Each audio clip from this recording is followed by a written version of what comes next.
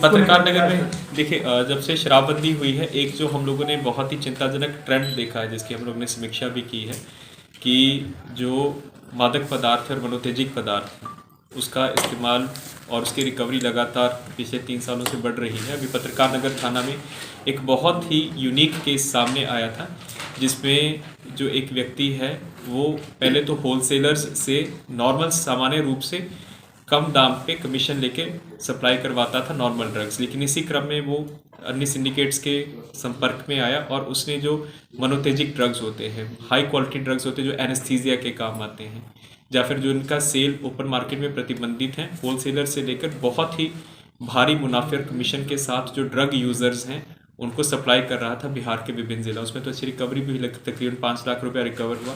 और सबसे बड़ी बात ये थी कि जो ड्रग अब्यूज़र्स हैं वो जैसे मोबाइल छिनताई किया तो उसको गिरवी के रूप में रख लिया। कहीं से कोई कुख्यात अपराध कर्मी, उसको डेली अपना इंजेक्शन चाहिए तो उसने अपना गोलियां उस पर गिरवी में रख दी, वो भी उससे बरामद हुई। तो उसका जब हम लोगों ने सारा फ़ोन का एनालिसिस किया है तो 4-5 ज़िलों में उसके और संपर्कों का हम लोगों को पता चला, जिसका हम लोग फॉलोअप कर रहे हैं।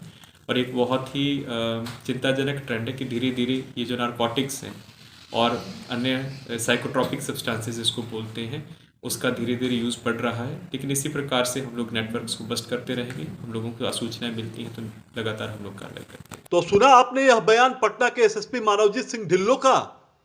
खुद पटना के एसएसपी इस बात को स्वीकार कर रहे हैं कि शराबबंदी कानून में सारी एजेंसियां शराब के धंधे पर रोक लगाने के लिए जिस कदर गंभीर हुई हैं, उसके बाद बिहार में नशे का एक दूसरा ट्रेंड उभरने लगा है। कभी गोपालगंज में करोड़ों का चरस, तो सासाराम में गांजा का, फिर पटना में नशे की सुई और ड्रग्स का फलता फूलता कारोबार। जी हाँ, यह 100% सच है। दरअसल पटना से सटे नेपाल से मादक पदार्थों की तस्करी धड़ल्ले से हो रही है। अभी हाल ही में गोपालगंज में करोड़ों रुपए का चरस पकड़ा गया, जबकि औरंगाबाद और सासाराम में गांजे की तस्करी का भांडाफोड़ हुआ। लेकिन इस सबके बीच सबसे चौंकाने वाला वाकया राजधानी पटना का है। राजधानी पटना में नशे की ऐसी दवाइयां मिल रही हैं जो पंजाब तक में प्रतिबंधित हैं। नशा करने के लिए घातक बीमारियों का उपयोग में लाई जाने वाली ऐसी दवाओं को धड़ल्ले से उपयोग कर रहे हैं, जिसका ओपन मार्केट में मिलना असंभव है। लेकिन राजधानी पटना में पिछले कई महीनों से यह धंधा धड़ल्ले से फल फूल रहा था।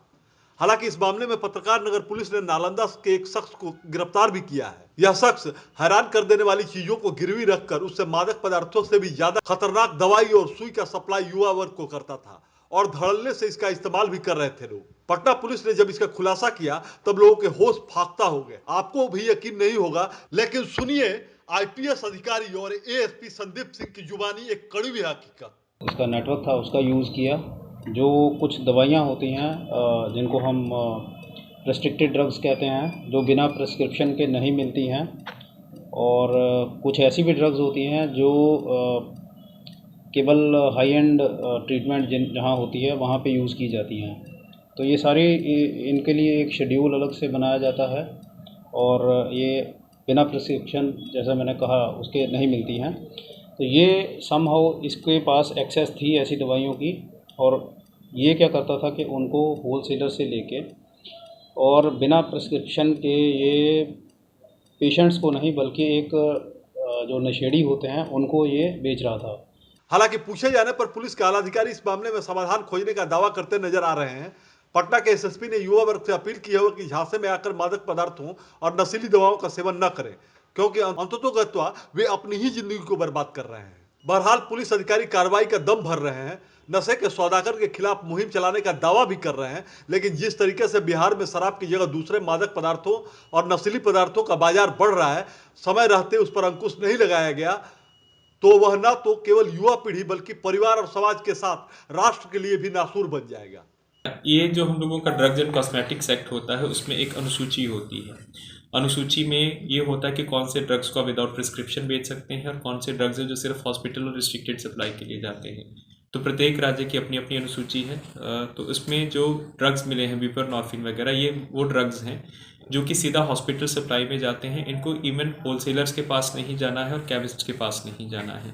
ये ड्रग्स जो राज्य के द्वारा प्राधिकृत प्रोक्योरमेंट एजेंसीज होती हैं वो डायरेक्टली मैन्युफैक्चरर से एग्रीमेंट करके प्राप्त करते हैं और जो उनके साथ रजिस्टर्ड हॉस्पिटल्स हैं और क्लिनिक्स हैं उनको सप्लाई करते हैं। लेकिन किस तरह से ये होलसेलर्स के पास भी आ रहे थे और होलसेलर से रिटेलर्स और दलालों के पास जा रहे थे। इसकी जांच हम लोग कर रहे हैं। इसमें कुछ होलसेलर्स का हम लोगों के सामने नाम प्रकाश में आया है और उनकी हम लोग जांच करवा रहे हैं। इसकी हम लोगों ने क्योंकि इसका जो क्षेत्राधिकार है, ड्रग इंस्पेक्टर जो होते हैं, जो ड्रग्स एंड कॉस्मेटिक्स एक्ट उसके नीचे वही प्राधिकृत पदाधिकारी हैं। तो हमने सारे केस के डिटेल्स और जो भी हमारे पास साक्ष्य आया है, लिखित साक्ष्य, सब हम लोगों ने जो स्थानीय औषधि निरीक्षक हैं उनको हम लोगों ने हैंडओवर कर दिया है और इसकी विस्तृत जाँच भी अपने स्तर से करवा रहे हैं।